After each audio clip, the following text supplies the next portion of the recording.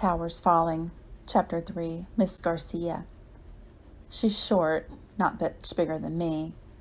Her hair is curly black, her lips bright red, and she wears high heels. They click, click as she comes into the room, smiling, looking like a Barbie doll. At my old school, Mrs. Baker wore tennis shoes and sat, always complaining about how her feet hurt, teaching running after you kids. I never saw her run once. Miss Garcia claps her hands. 1, 2, 3. Amazing. Kids quiet and sit in their seats, hands folded on their desks. No way. One kid dashes for his backpack. Charles, sit. Laser-eyed, Miss Garcia stares, and Charles, not even a Charlie, sits. I was just getting my pencil. You'll get it later. Then, as if she remembers, Miss Garcia says, please, you'll get it later, please. And then she smiles extra wide like the lips do on Mrs. Potato Head. She's nervous. Her red index fingers taps the desk. Her forehead shines with sweat. Miss Garcia doesn't even introduce herself. I know her name because it's written in big script on the whiteboard. She stops smiling. Then, remembering, smiles again. I look over at Ben. He nods, looking at me. He's not dumb after all. He knows no teacher acts like this on the first day of school. At my old school, there were usually the bubbly types who work really hard and leave after a year. Or drill sergeants who shout, do this, do that, stop talking. They yell until my head aches and I don't learn anything. Miss Garcia seems a bubbly type, but not so bubbly today. She also seems like a bubbly type who didn't quit teaching. At my old school, teachers were either really old with wrinkles and graying hair or else really young with ponytails and sometimes pimples. Miss Garcia's skin is clear and her hair is loose. On her finger is a diamond ring. New school year, pipes Miss Garcia. Principal Thompson wants us to try a new curriculum. She licks her lips. All the lessons are to be integrated. What does that mean? The school's already integrated, more integrated than any school I've ever been. In front of me, heads turn and kids whisper, something's not right. It's different. Even 5th grade regulars are surprised by Miss Garcia's nervous squeaks. Be relevant, Principal Thompson likes to say. History is alive. I'm getting worried. Principals are always giving orders. Maybe Miss Garcia doesn't like it? Ben raises his hand. Yes? Miss Garcia squints at him like she's trying to remember who he is. Aren't you going to introduce the new kids?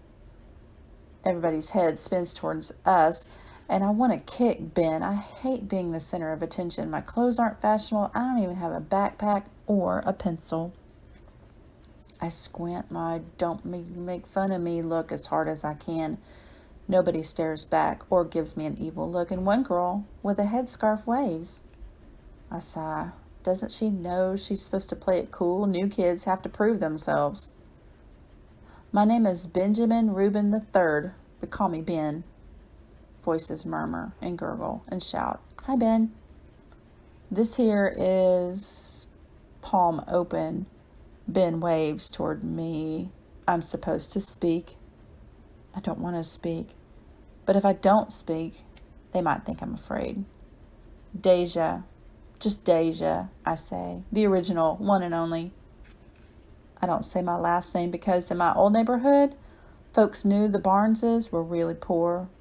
Saw boxes of our clothes, Ma's trunk, her hope chest, as she calls it, broken in the street. Saw Lita hanging on to her raggedy baby doll. Raymond crying. Me helping Ma and Pop stuff what they could into our car and still have enough room for 5 of us to sleep. After a month of living in the car, we got a room at the Avalon. Welcome, says Miss Garcia, and I notice this time her smile is for real. We don't get many new students, especially in the 5th grade. Nope, says the girl with the scarf. We're a small school. Most of us have been friends since 1st grade. I knew it. Welcome, Benjamin and Deja. Students, say hello to Ben and Deja. Kids say hi. and some say their name. I'm surprised. For the first time, Miss Garcia looks relaxed and happy. She stands a little taller, clasping her hands. We're going to have an interesting start of the year. Special. Miss Garcia is still smiling, but her voice trembles like special is a problem. She breathes deep and shakes herself. Her hoop earrings wiggle. Today is September 6th.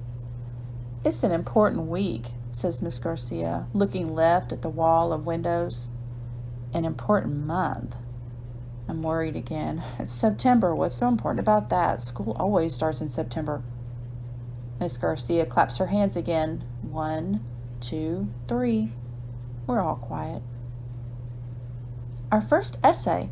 Please write about your summer vacation.